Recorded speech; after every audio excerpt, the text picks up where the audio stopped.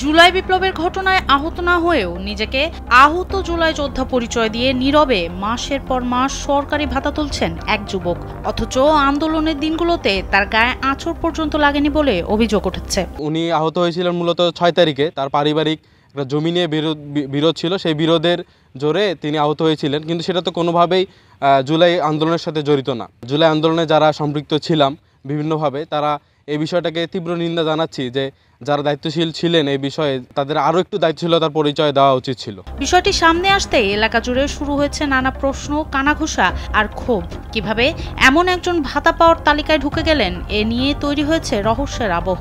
আহত জুলাই যোদ্ধা মূলত দেবীগঞ্জের কয়েকজন হয়েছে, তাদের নামে তালিকা রয়েছে। সম্মুখ সারিতে যারা জুলাইয়ের নেতৃত্ব দিয়েছে তাদের কাছে তথ্য নিলে আমার মনে হয় যে এই জুলাই যোদ্ধার তালিকাটা আরও একটু ভালো হতে পারত।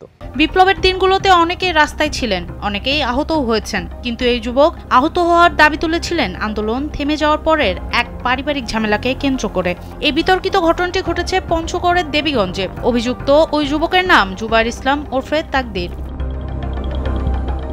একাধিক প্রত্যক্ষদর্শী ও ছাত্রনেতার দাবি 4 আগস্ট এলাকায় সংঘর্ষ হয়েছিল, কিন্তু তিনি জুলাই বিপ্লবে অংশ নিলেও আহত হননি। বরং সরকার পতনের পর 6 আগস্ট পারিবারিক দোকানের বিরোধ নিয়ে প্রতিপক্ষের সঙ্গে ধাক্কাধাক্কিতে তার মাথায় ও আঙুলে আঘাত লাগে। সেই আঘাতই নাকি পরে জুলাই বিপ্লবের আহত হিসেবে দেখানো হয় এবং পরে এর মাধ্যমে এককালীন 1 লক্ষ টাকা অনুদান সহ প্রতি মাসে 10,000 টাকা ভাতা নিচ্ছেন। রফিক ভাই নামে একজন ছিল, উনি এই দোকানে তালা মারতেছে। আমি বললাম যে কেন তালা মারতেছেন, এই দোকান তো রাসেলের দোকান, আমাদের বিএমপির লোক, রাসেলের দোকান কেন তালা মারতেছেন?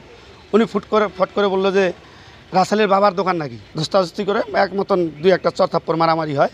মারামারি করতে চাবি দিয়ে ওই জুবায়েতের মাথাটা ফাটে, আর একটা হাতের আঙ্গুলের সমস্যা হয়েছিল, পরে মেডিকেলে ভর্তি হলো। দেবীগঞ্জ উপজেলা স্বাস্থ্য কমপ্লেক্সের আবাসিক চিকিৎসক ডাক্তার আবু নোমান জানান, তিনি 6 আগস্ট দুপুরে বাম হাতের আঙ্গুল ও মাথায় আঘাত নিয়ে ভর্তি হন। 6 আগস্ট দুপুর 12টা 20 মিনিটে জুবায়ের নামে একজন ভর্তি হয়েছিলেন এবং 6 আগস্ট বিকাল 3টা 20 মিনিটে তানভীর নামে একজন ভর্তি হয়েছেন। ছাত্র নেতারা জানান, আহতদের তালিকা যাচাইয়ের জন্য গঠিত কমিটি সঠিক যাচাইয়ের সুযোগ পায়নি।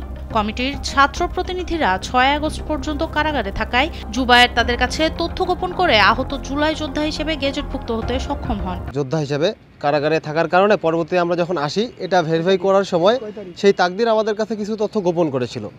এই তথ্য গোপন করে পরবর্তীতে সে জুলাই যে আহত গেজেটে অন্তর্ভুক্ত হয়েছে, আমরা এটাতে প্রশাসনের কাছে জোর দাবি জানাচ্ছি যে এটা পুনর্বিবেচনা করা হোক। আমাদের মনে হয়েছিল সে জুলাই যোদ্ধা যেহেতু সে এই জায়গায় আহত হতে পারে, তো আমাদের কম সময়ে এটি যাচাই করার সুযোগ হয়নি।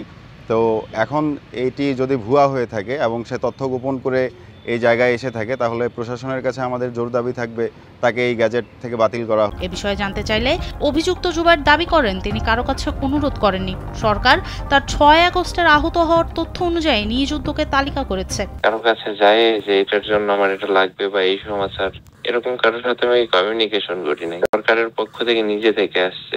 এক্ষেত্রে তো এখানে আমি কি করব? এই 6 তারিখের ব্যাপারটা আমি ওদেরকে উল্লেখ করছি যে 5 তারিখ না, 6 তারিখে যে আমার হয়েছে, কি 6 তারিখে যে আমি আক্রান্ত হয়েছি। হ্যাঁ, মেডিকেল রিপোর্টে 6 তারিখের ব্যাপারটা উল্লেখ ছিল ফুললি।